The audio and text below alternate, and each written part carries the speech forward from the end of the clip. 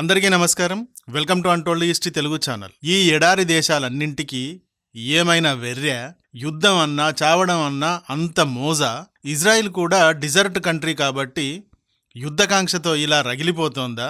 గాజాతో అక్కడ యుద్ధ విరమణ ఒప్పందం చేసుకున్న 2 రోజులకే ఇటు వచ్చి పాలస్తీనాలోని మరొక భాగం వెస్ట్ బ్యాంకును పిచ్చెక్కి కొడుతోంది. ఇజ్రాయిల్కి అంత బలుపుందా? కొవ్వెక్కి ఉందా?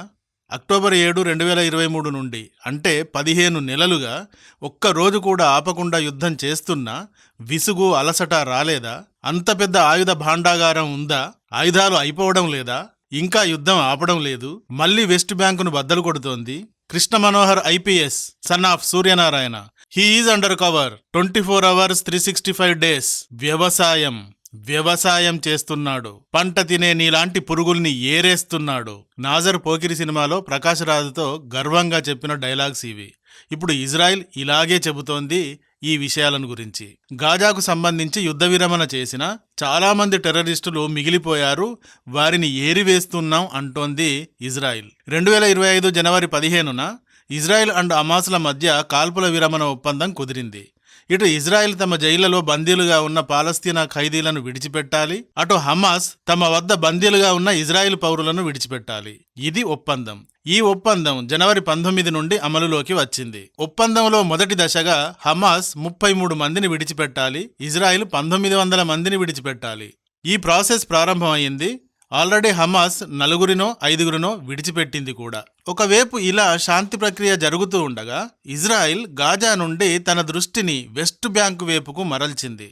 ఇజ్రాయిల్ మిలిటరీ దాడుల్లో మంగళవారం ఆక్యుపైడ్ వెస్ట్ బ్యాంకులో ఒక చిన్నారితో సహా 10 మంది పాలస్తీనా పౌరులు చనిపోయారు. ఇజ్రాయిల్ ప్రధానమంత్రి బెంజమిన్ నెతన్యాహు ఈ విషయంగా ముందే ఒక ప్రకటనలో ఇప్పుడు పెద్ద ఎత్తున మిలిటరీ ఆపరేషన్ని ప్రారంభిస్తున్నా వెస్ట్ బ్యాంకు పైన అన్నాడు. జెనిన్లో ఉగ్రవాదాన్ని నిర్మూలించడానికి ఈ సైనిక చర్యకు దిగుతున్నాం అన్నాడు.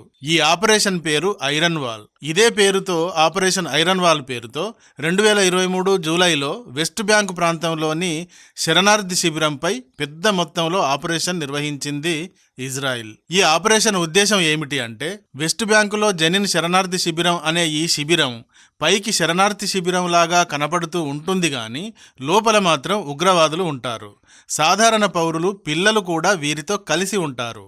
ఉగ్రవాదులు ఏం చేస్తారంటే, పిల్లలు, అమాయక ప్రజలు ఉన్నారు అని ఇజ్రాయిల్ సైన్యాలు కొట్టకుండా ఆగిపోతాయి, ఇలాంటి ప్రాంతాలపైన దాడులు చేయవు అని దానిని ఒక వ్యూహంగా అమలు చేస్తాయి. సాధారణ ప్రజలను ముందుంచి వెనుక తాము దాక్కుంటారు.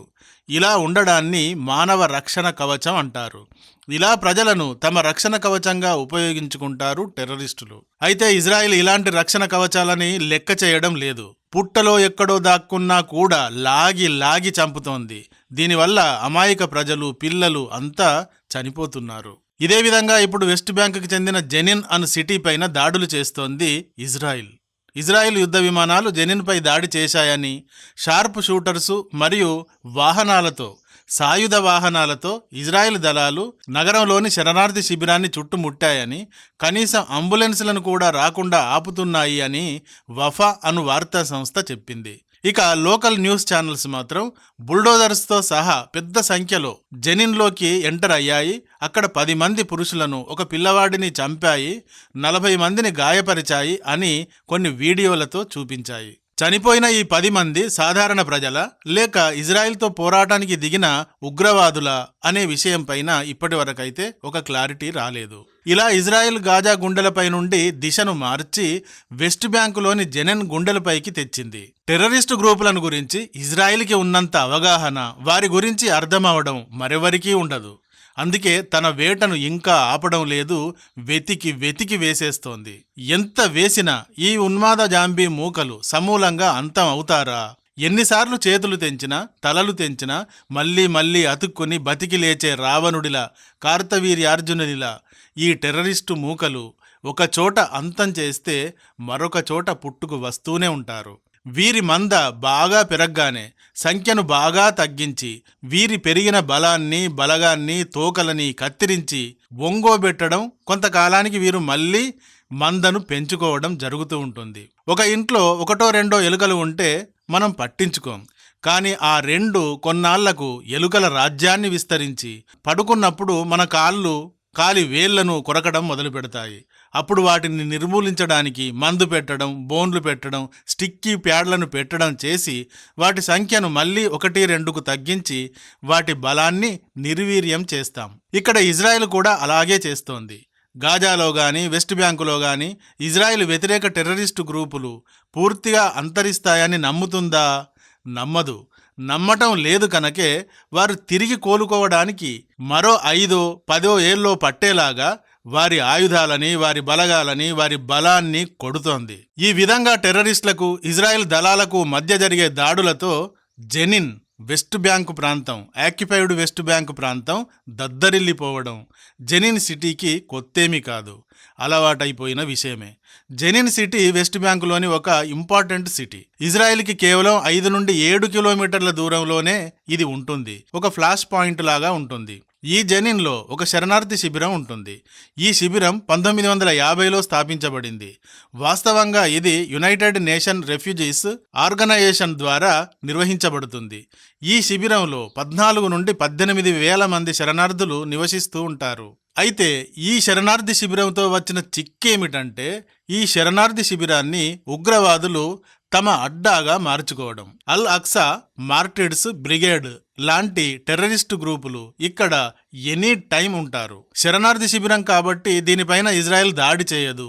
చేస్తే సాధారణ పౌరులపై ఇజ్రాయెల్ దాడులు చేస్తోంది అని ప్రపంచం ఇజ్రాయెల్ని నిందిస్తుంది. కానీ 2023 అక్టోబర్ 7న హమాస్ ఇజ్రాయెల్ పైన జరిపిన నికృష్టమైన దాడి తర్వాత ఇజ్రాయెల్ బాగా గాయపడిన పులిలా మారింది. సుదీర్ఘకాలం ఈ టెర్రరిస్టుల బెడద ఉండకూడదు అని హమాస్, హిజ్బుల్లాల లాంటి వారిపైన భయంకరమైన విధ్వంసకాండ జరిపింది ఇంతకాలం. ఇప్పుడు యుద్ధ విరమణ ఒప్పందం జరిగింది.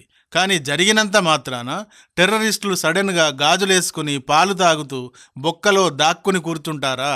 వారి లోపల ఇజ్రాయెల్ ఇంతకాలం చేసిన విధ్వంసం పట్ల కసి రగులుతూ ఉండదా?